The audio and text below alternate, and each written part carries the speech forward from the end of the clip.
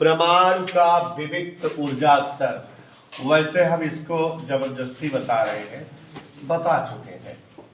परमाणु का विविक्त ऊर्जा स्तर,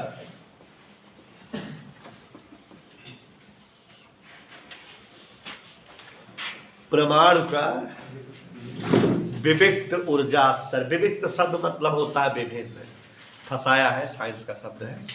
परमाणु के विभिन्न ऊर्जा स्तर।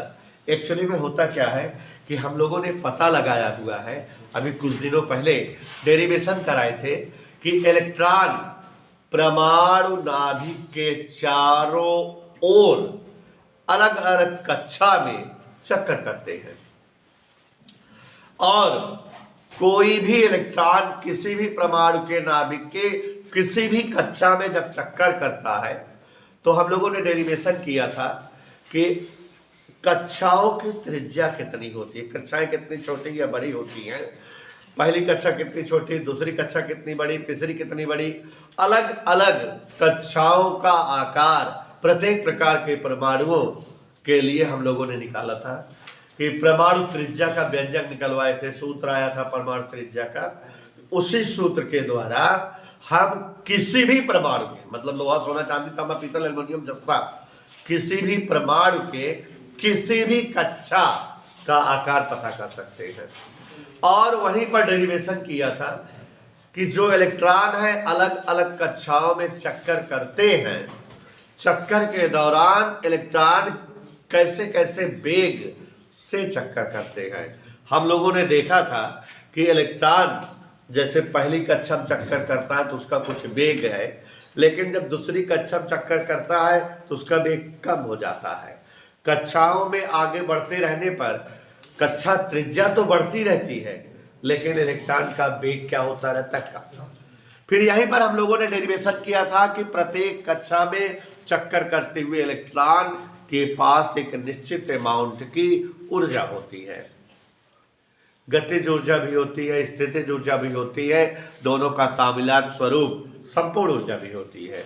और हम लोगों ने डेरिवेशन किया था कि किसी भी परमाणु के किसी भी कक्षा में चक्कर करते हुए इलेक्ट्रॉन की ऊर्जा -13.6 अपान n स्क्वायर इलेक्ट्रॉन वोल्ट होती है। यह हाइड्रोजन परमाणु के लिए है। हाइड्रोजन परमाणु का कैलकुलेशन किया गया था कि हाइड्रोजन परमाणु की प्रत्येक कक्षाओं में चक्कर करते हुए इलेक्ट्रॉन की ऊर्जा की मात्रा -13.6 बटा n स्क्वायर इलेक्ट्रॉन वोल्ट इतनी होती है। n की जगह 1 रख दीजिए तो पहली कक्षा में कितनी इलेक्ट्रॉन ऊर्जा रखा है, -13.6 इलेक्ट्रॉन वोल्ट। n की जगह 2 रख दीजिए, दूसरी कक्षा में कितनी ऊर्जा है, माने अलग अलग कक्षाओं में चक्कर के दौरान इलेक्ट्रॉनों की ऊर्जा की मात्रा पता लग सकती है। या हम लोगों ने ऐसा फार्मूला बना लिया है कि हम किसी भी परमाणु के किसी भी कक्षा में चक्कर करते हुए इलेक्ट्रॉन की ऊर्जा ज्ञात कर सकते हैं। अब यहाँ एक बात और क्लियर हो रही है, चूंकि रदरफोर्ड बता चुके हैं, सत्यापित कर चुके हैं कि इलेक्ट्रॉन नाभिक के चारों ओर कक्षा में नहीं बल्कि अलग अलग कक्षाओं में चक्कर करते हैं, माने हर परमाणु में कई सारी कक्षाएं होती होंगी, ये पता लग गया। और जब आप ये भी पता लगा चुके कि अलग अलग कक्षा में चक्कर करते हुए इलेक्ट्रॉन की ऊर्जा अलग अलग मात्रा में होती है, तो इसका मतलब निश्चित तौर पर यह सत्यापित है कि अगर कोई भी परमाणु है तो वो कई कक्षा युक्त है, उसमें कई कक्षाएं हैं, और जब कई कक्षाएं हैं तो हर कक्षा में अलग अलग मात्रा में ऊर्जा है। तो माने परमाणुओं में भिन्न भिन्न स्तर की या भिन्न भिन्न मात्रा की ऊर्जा होती है।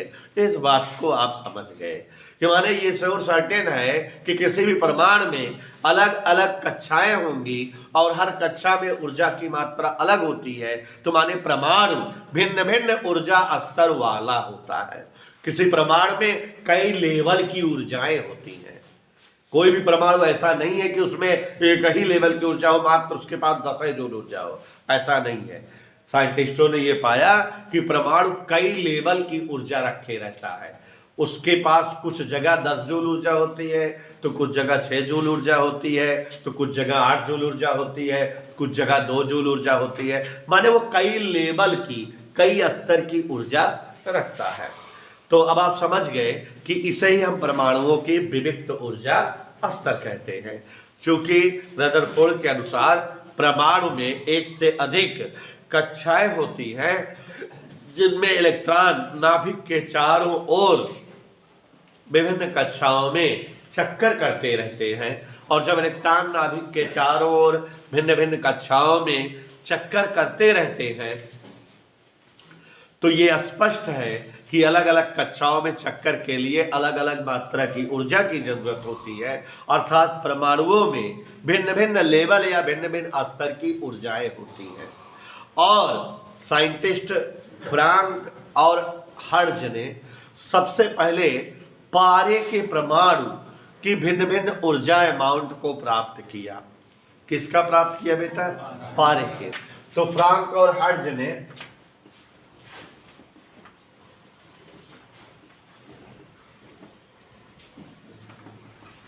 सबसे पहले पारे के परमाणु की विभिन्न ऊर्जा स्तर को प्राप्त किया, विभिन्न प्रकार के उसके ऊर्जा लेवल को दिखाया या प्राप्त किया।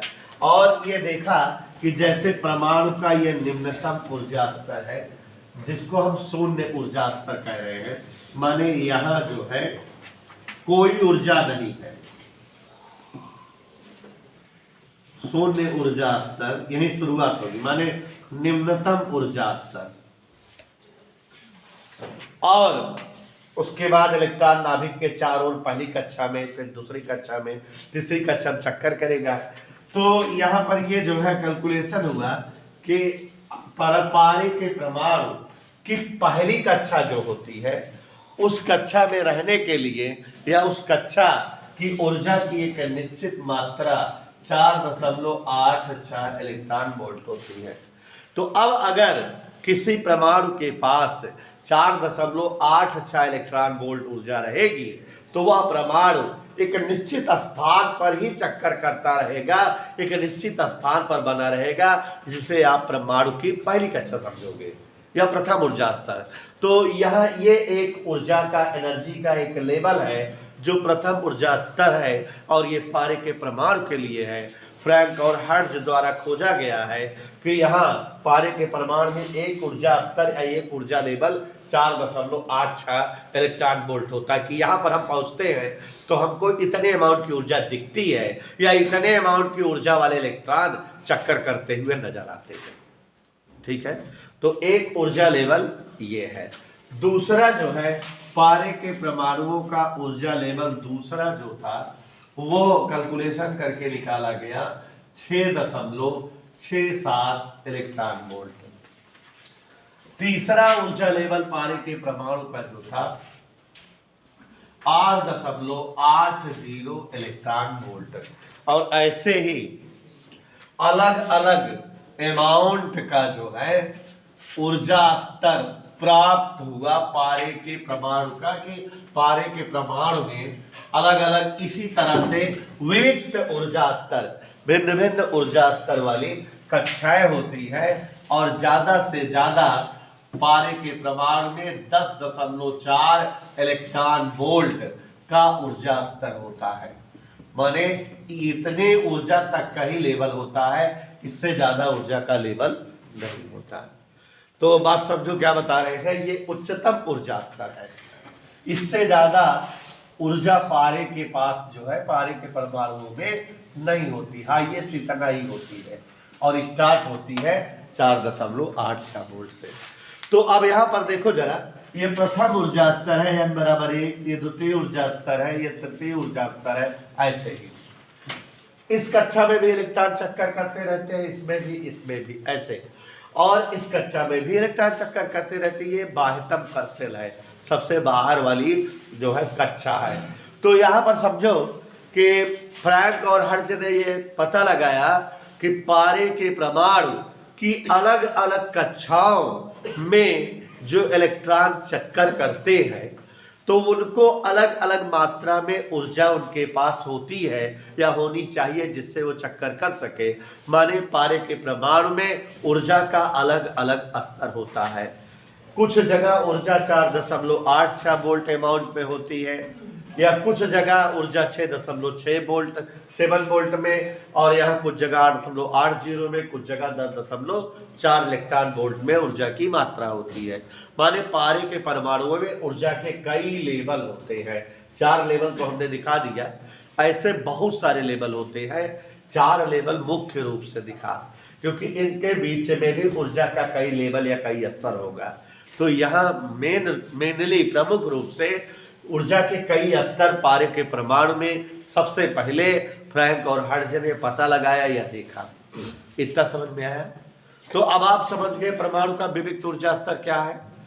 परमाणुओं में भिन्न भिन्न कक्षाएं होती हैं जिनमें इलेक्ट्रॉन नाभिक के चारों ओर परिक्रमण करते हैं। हर कक्षा में चक्कर करते हुए इलेक्ट्रॉन में ऊर्जा की अलग अलग मात्रा होती है। इस प्रकार परमाणुओं में कई मात्रा वाले ऊर्जा वाले इलेक्ट्रॉन अलग अलग कक्षाओं में चक्कर करते हैं, अर्थात परमाणुओं में भिन्न भिन्न ऊर्जा स्तर या विविक्त ऊर्जा स्तर होता है। फ्रैंक और हर्ट्ज ने सबसे पहले पारे के विविक्त ऊर्जा स्तर को प्रदर्शित किया। इन्होंने दिखाया कि पहली, दूसरी, तीसरी, चौथी कक्षाओं में इतनी इतनी मात्रा की ऊर्जा होती है, माने इतना इतना ऊर्जा का स्तर पारे के परमाणुओं में होता है। इधर क्लियर? अब जो है परमाणु अगर पहली कक्षा में चक्कर कर रहा है तो निश्चित तौर पर उसको कितनी ऊर्जा की आवश्यकता है बेटा? अगर किसी परमाणु पर बाहर से प्रकाश फोटान गिरे और वो उस ऊर्जा को अवशोषित कर ले, और यदि उसकी ऊर्जा 4.86 इलेक्ट्रॉन वोल्ट हो जाए, तो निश्चित तौर पर वो इलेक्ट्रॉन हमें किस कक्षा में चक्कर करता दिखेगा? पहली कक्षा में। अब अगर इलेक्ट्रॉन को पहले परमाणु जो है उस परमाणु पर ऊर्जा आपतित हो और कोई इलेक्ट्रॉन उस ऊर्जा को अवशोषित कर ले और उसकी ऊर्जा 6.67 इलेक्ट्रॉन वोल्ट तक रहे तब, तो वो जो है किस कक्षा में चक्कर करेगा? और अगर ऊर्जा प्राप्त करे और ऊर्जा जो है तृतीय ऊर्जा स्तर के बराबर रहे तो परमाणु किस कक्षा में चक्कर करेगा? तो यहाँ इलेक्ट्रॉन पहली कक्षा में चक्कर कर रहा है, यहाँ इलेक्ट्रॉन दूसरी कक्षा में चक्कर कर रहा है, इलेक्ट्रॉन यहाँ, और यहाँ इलेक्ट्रॉन जो है बाह्यतम कक्षा में चक्कर कर रहा है। ये जो है परमाणु पारे के परमाणु की साधारण अवस्था है। अब अगर कोई इलेक्ट्रॉन पहली कक्षा में चक्कर कर रहा हो, भाई अगर जो है हम ऊर्जा अवशोषित करें परमाणु और उसकी किसी इलेक्ट्रॉन की ऊर्जा 4.86 वोल्ट के बराबर हो जाए, इलेक्ट्रॉन वोल्ट के बराबर, तो वो पहली कक्षा में आ जाएगा। और अगर 6.67 इलेक्ट्रॉन वोल्ट रहेंगे तो दूसरी में जाएगा, ऐसे तीसरी में जाएगा, अलग अलग कक्षाओं में पहुंच करके चक्कर करता रहेगा। लेकिन ये परमाणु की साधारण अवस्था है। लेकिन अगर इस तरह से इलेक्ट्रॉन कक्षाओं में चक्कर कर रहे हो और परमाणु पर ऊर्जा आपतित हो और पहली कक्षा में चक्कर करता हुआ इलेक्ट्रॉन उस ऊर्जा को अवशोषित करे और उसकी ऊर्जा बढ़ जाए, तो वो अपनी कक्षा छोड़ करके, निम्नतम ऊर्जा स्तर को छोड़ करके या तो द्वितीय ऊर्जा स्तर में चला जाएगा, और ज्यादा ऊर्जा रहेगी तो तृतीय ऊर्जा स्तर में चला जाएगा। ऐसे ही तो होगा। इधर ओके। और जब इलेक्ट्रॉन एक कक्षा से दूसरी कक्षा में जाता है तो परमाणु की यह अवस्था उत्तेजित अवस्था कहलाती है। यहां जो है परमाणु उत्तेजित अवस्था में है, जिससे एक कक्षा से उसके इलेक्ट्रॉन दूसरी कक्षा में जा रहे हैं, और यह घटना संक्रमण कहलाती है। क्या कहलाती है बेटा? संक्रमण। इलेक्ट्रॉन जब जो है एक कक्षा से दूसरी कक्षा में जाए, अपनी कक्षा को छोड़कर, निम्नतम ऊर्जा स्तर से छोड़कर उच्चतम ऊर्जा स्तर में जाते हैं जब इलेक्ट्रॉन, तो इसे हम क्या कहते हैं? संक्रमण। और जब एक ही कक्षा पार करते हैं तो इसे प्रथम स्तर का संक्रमण करते हैं। और जब ऊर्जा अवशोषित करके एक कक्षा से दूसरी कक्षा में जाते हैं तो इसे अवशोषण संक्रमण कहते हैं। संक्रमण भी दो तरह का होता है, इलेक्ट्रॉन हो सकता है पहली से दूसरी में जाए या हो सकता है दूसरी से पहली में जाए। तो इलेक्ट्रॉनों का कक्षा बदलना ही संक्रमण होता है। एक कक्षा से, एक ऊर्जा स्तर से किसी दूसरे ऊर्जा स्तर में पहुंचना संक्रमण कहलाता है। और एक ही कक्षा क्रॉस करे तो प्रथम स्तर का संक्रमण होता है। और जब इलेक्ट्रॉन ऊर्जा अवशोषित करके निम्न ऊर्जा स्तर से उच्च ऊर्जा स्तर में जाता है तो उसे जो है अवशोषण संक्रमण कहते हैं। और परमाणु की इस दौरान अवस्था क्या कहलाती है? उत्तेजित अवस्था। और इस अवस्था को पाने के लिए जितने विभव की जरूरत होती है उसे उत्तेजन विभव कहा जाता है। क्या है उत्तेजन विभव? वह न्यूनतम त्वरक विभव जो किसी परमाणु के किसी इलेक्ट्रॉन को इतनी ऊर्जा दे सके कि इलेक्ट्रॉन निम्न ऊर्जा स्तर से उच्च ऊर्जा स्तर में जा सके, उसी विभव को उत्तेजन विभव कहा जाता है। बात समझ में आई बेटा? कि हम जो है किसी परमाणु को इतना जो है ऊर्जा दे दे कि वह उत्तेजित अवस्था में आ जाए, माने उसके इलेक्ट्रॉन निम्न ऊर्जा स्तर से उच्च ऊर्जा स्तर में जाने आने लगे, तो इसी जो है विभव को उत्तेजन विभव कहते हैं। और इस यह अवस्था परमाणु की उत्तेजित अवस्था कहलाती है जबकि इलेक्ट्रॉन का आवागमन एक कक्षा से दूसरे कक्षा में हो रहा हो, और यह घटना संक्रमण कहलाती है। इधर के लिए और अगर किसी ऊर्जा स्तर में चक्कर करते हुए इलेक्ट्रॉन की ऊर्जा जो है इतनी हो जाए, परमाणु पर ऊर्जा आपतित हो और उस ऊर्जा को कोई इलेक्ट्रॉन अवशोषित करे कि उसकी ऊर्जा इतनी ज्यादा बढ़ जाए कि वो परमाणु को छोड़कर, परमाणु कक्षाओं को छोड़कर बाहर हो जाए। माने अगर किसी इलेक्ट्रॉन की ऊर्जा 10.4 इलेक्ट्रॉन वोल्ट से भी ज्यादा हो जाए तो वो इलेक्ट्रॉन परमाणु कक्षा से बाहर निकल जाएगा कि नहीं। और परमाणु की यह अवस्था आयनित अवस्था कहलाती है और इसके लिए आवश्यक विभव आयनन विभव कहलाता है और ये घटना आयनन कहलाती है।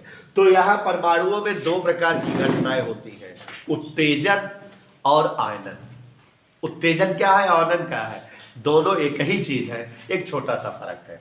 उत्तेजन क्या है? जब परमाणु का इलेक्ट्रॉन निम्न ऊर्जा स्तर से किसी भी उच्च ऊर्जा स्तर में जाए या किसी उच्च ऊर्जा स्तर से निम्न ऊर्जा स्तर में आए तो इसे उत्तेजन कहते हैं। परमाणु की अवस्था उत्तेजित अवस्था कहलाती है।